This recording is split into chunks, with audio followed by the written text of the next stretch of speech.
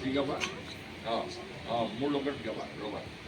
মই কৈ যাম আকৌ তোমালোকে গাবা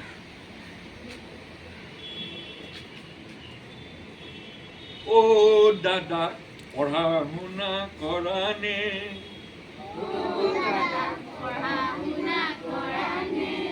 অ' বাইদেউ পঢ়া শুনা কৰা নে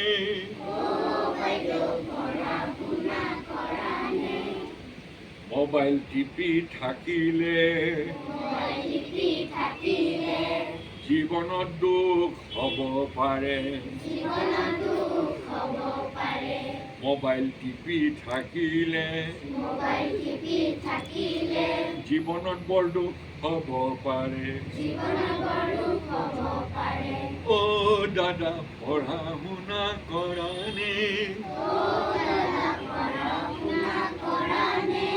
অ' বাইদেউ পঢ়া শুনা কৰা নে